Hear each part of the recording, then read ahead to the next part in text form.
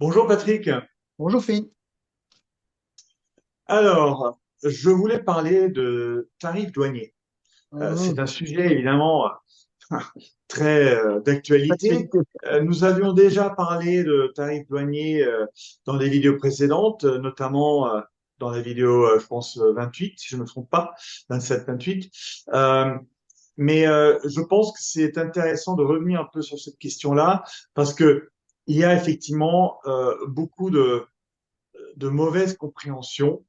Je note que souvent les souverainistes en France, je rappelle que notre chaîne s'appelle Liberté et Souveraineté, mais les souverainistes en France, souvent, n'ont pas une compréhension toujours très bonne de l'économie et ne comprennent pas ou n'acceptent pas déjà le principe de base que les tarifs sont une taxe, sont une taxe sur la population même qui où le gouvernement applique ces tarifs sur des importations. Donc déjà, ça c'est quelque chose d'évident. Et il s'agit de protectionnisme comme on le faisait pendant le mercantilisme. Euh, Nous avions déjà à l'époque David Hume, par exemple, qui a écrit un essai très connu, qui s'appelle Sur la balance commerciale, et qui disait qu'il n'y a pas réellement de notion de balance commerciale. Il a tout à fait raison. Cette notion de balance commerciale est tout à fait, en réalité, artificielle, parce que ce n'est qu'un agrégat de tous les flux entrants et sortants d'une économie entière, et que s'il n'y avait pas, par exemple, des bureaucrates et des étatistes qui calculaient l'excédent commercial ou la balance commerciale ou le déficit, eh bien, ce chiffre n'existerait même pas. Personne ne serait au courant. On pourrait être PDG d'une société, mais sans avoir aucune idée quel était le déficit commercial de la région économique qui s'appelle France. Donc, ça, c'est quelque chose qui avait déjà été compris au milieu du XVIIIe siècle par David Hume. Ça a été repris par Adam Smith. Euh, donc, ensuite, évidemment, Bastiat, qui a parlé beaucoup du libre-échange. Euh, et donc, la première constatation de David Hume, qui est assez intéressante, c'est qu'il disait, quand vous avez beaucoup d'exportations, vous allez évidemment accumuler du capital, donc de l'or à l'époque. Cela va générer automatiquement, avec le temps, une augmentation des prix, ce qui va, au fil du temps, rendre les exportations plus chères et ce qui va donc, au fil du temps, rendre le pays moins exportateur. Et il va y avoir, au fur et à mesure, des produits qui vont être, disons, où l'intérêt va être plus grand de les importer que de les faire. Et cela va entraîner effectivement la conclusion que une société qui a énormément de succès, qui est plus développée, où la productivité est plus élevée qu'une société moins développée, elle va avoir tendance à davantage importer que d'exporter. Donc, ce qui se passe dans beaucoup de pays à succès, où ils importent plus qu'ils n'exportent, euh, cela est tout à fait naturel. Et donc ensuite, il peut y avoir évidemment beaucoup de phénomènes monétaires, artificiels qui viennent, disons, chambouler la situation. Mais je pense qu'il faut déjà comprendre que il y a des principes économiques de base. Euh, un, c'est que une société qui importe, qui a le luxe en réalité d'importer, c'est une société à succès, c'est une société qui peut se permettre en réalité de faire faire plutôt que de faire elle-même.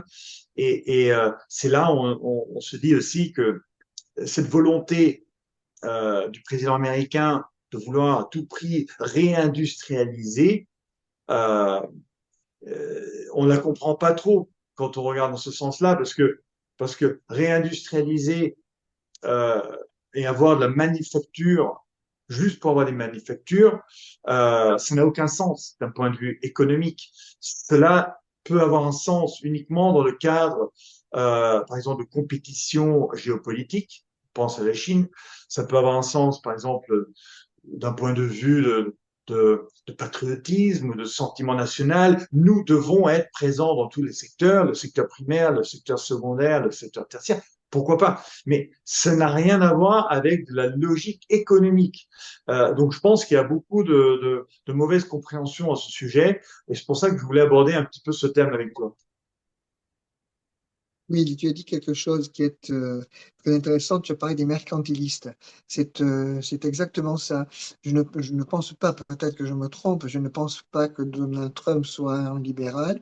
Je pense qu'il est plutôt mercantiliste, c'est-à-dire qu'il pense que le capitalisme est une sorte de finitude, qu'il est fini, que les échanges se font à somme nulle, que l'argent qui rentre dans le pays est un gain et que l'argent qui sort du pays est une perte.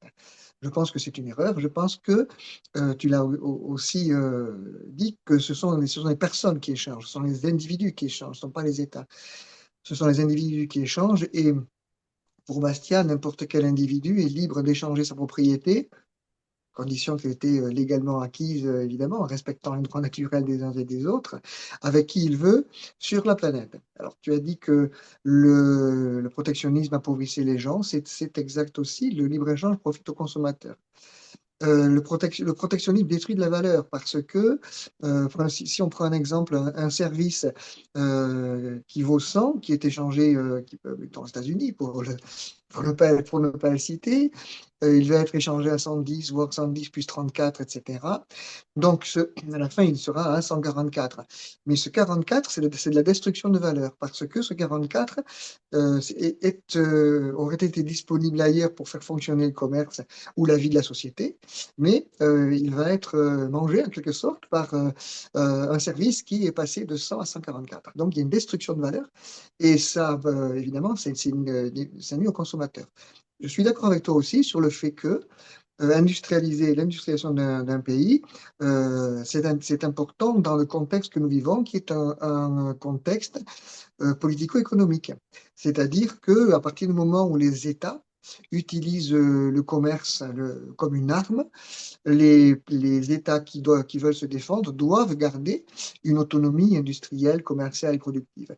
Mais c'est ce que ça veut dire que c'est lié à une, on va dire une atmosphère mondiale qui n'est pas une atmosphère euh, on va dire, harmonieuse. Pour reprendre un terme de Bastia, c'est une C'est atmosphère ça. qui est une atmosphère, même pas de concurrence ou de compétition, c'est une atmosphère d'agressivité.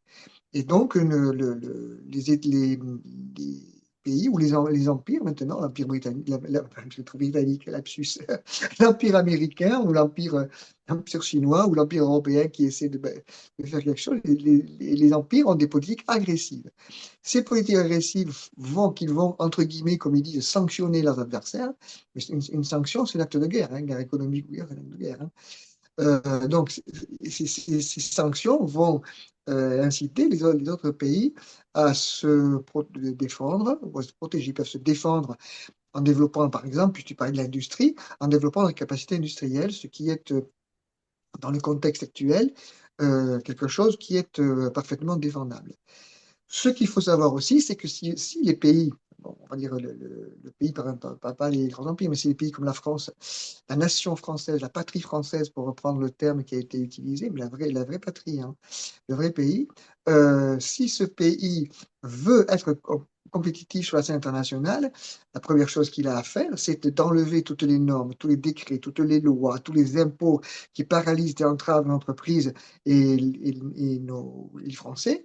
Et à ce moment-là, les Français, une fois qu'on leur aura enlevé les chaînes, qu'on leur aura enlevé le poids qu'on leur a mis sur les épaules, ils pourront être compétitifs de manière tout à fait régulière avec les autres pays. C'est pour ça que je me suis fait la réflexion, je me suis demandé si la meilleure réponse que nous pourrions faire, nous Français, à, au protectionnisme américain, c'était de dire, mais écoutez, nous n'allons pas rentrer dans ce jeu pervers, nous allons libérer de leur chaîne tous les entrepreneurs, commerçants, toutes les entreprises françaises, et nous allons leur donner les moyens de se battre à main libre, comment ça s'appelle, libre de leur gestes et libres de leurs décisions. Et je suis persuadé que l'augmentation des tarifs douaniers aurait été largement compensée par les gains de productivité en France. Mais ça, c'est une opinion que Oui, je trouve oui, oui, intéressante, mais je ne sais pas si je peux partager. Voilà.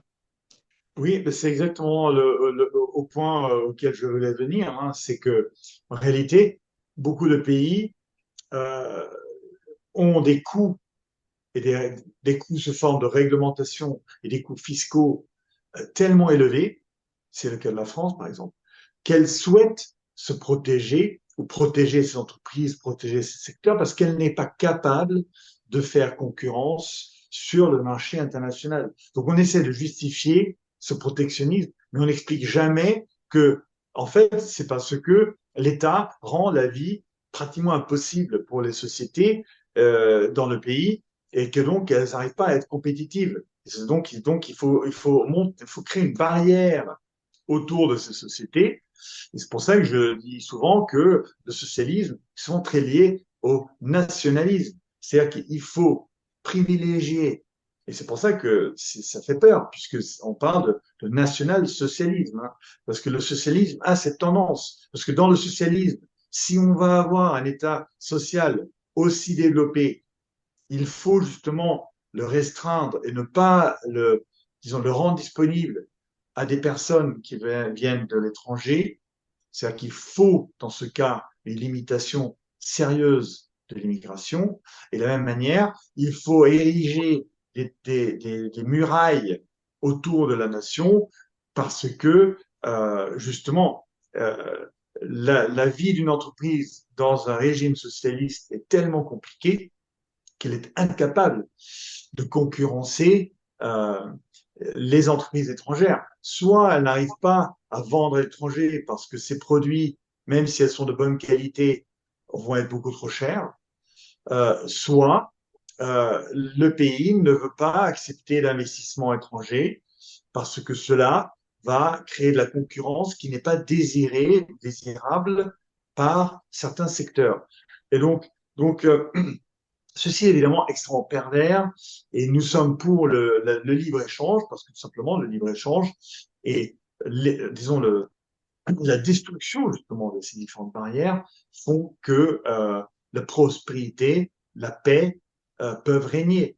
On sait très bien que le manque de liberté d'échange euh, génère potentiellement des conflits économiques, des conflits peut-être même armés, et une des manières les plus sûres d'avoir de la paix dans le monde, c'est justement de promouvoir la liberté d'échange, le libre-échange entre les nations. Et on voit bien la difficulté, par exemple, des États-Unis envers la Chine. Les échanges entre la Chine et les États-Unis sont si profonds et les États-Unis ont tellement besoin de produits chinois que il est extrêmement difficile pour les Américains disons, de concevoir une guerre avec la Chine, même s'il y a pas mal de personnes à Washington qui aimeraient une attitude beaucoup plus belliqueuse envers la Chine, on voit que c'est extrêmement difficile, car entre la Chine et les États-Unis, il y a des relations commerciales extrêmement fortes. Donc le libre-échange est générateur disons, de réactions pacifiques. Et le dernier point que je voulais juste mentionner, c'est que, en fait, cette taxe, si on revient aux tarifs douaniers, cette taxe que représentent les tarifs douaniers, euh, il faut voir que c'est une taxe en réalité que la société paye vers en fait les secteurs qui sont protégés. Et ces quelques sociétés ou ces dizaines, voire des centaines de milliers d'employés, effectivement, ils vont être protégés, ils ne vont peut-être pas perdre leur emploi, mais ils seront protégés à quel prix? Ils vont être protégés parce que tout le reste de la société, tous les consommateurs vont accepter, vont, disons, devoir accepter des prix plus élevés afin de maintenir ces secteurs dans le pays, ou du moins maintenir ces secteurs et ces entreprises dans ces conditions-là dans le pays. Donc c'est extrêmement grave et je trouve que ce qui est d'autant plus grave, c'est que très peu de commentateurs réellement euh, saisissent ces points qui ont déjà été compris depuis 250 ans. Je suis d'accord avec toi. Pour prendre un exemple pratique du protectionnisme, le protectionnisme absolu, ce serait l'autarcie. Ça veut dire que chaque nation, chaque pays vit de manière autonome sur lui-même. Mais ça, l'histoire a montré que c'était un facteur à la fois de désagrégation sociale et d'appauvrissement des gens. Pour prendre un exemple un peu historique, le Portugal de Salazar, par exemple, c'était son objectif de vivre en autarcie malgré des colonies. Et si l'autarcie avait été, ou le protectionnisme avait été un moyen extraordinaire de développement économique, de la prospérité des populations, de bonheur pour les gens, le Portugal de Salazar aurait été la première puissance du XXe siècle. Or, ce n'est pas le cas. Le Portugal de Salazar était un pays qui était misérable. Il s'est effondré avec les guerres coloniales et le reste, mais il n'y avait pas il y avait aussi le fait que, replié sur lui-même, il n'échangeait pas librement avec d'autres pays et sa richesse, sa prospérité n'était pas au rendez-vous. Donc, quand on regarde le fonctionnement en autarcie, on est obligé de constater que le fonctionnement en autarcie est péjoratif pour la vie sociale d'une société. Oui, c'est ça, exactement. Bon, ben, merci beaucoup, Patrick. Compris, à bientôt, Finn.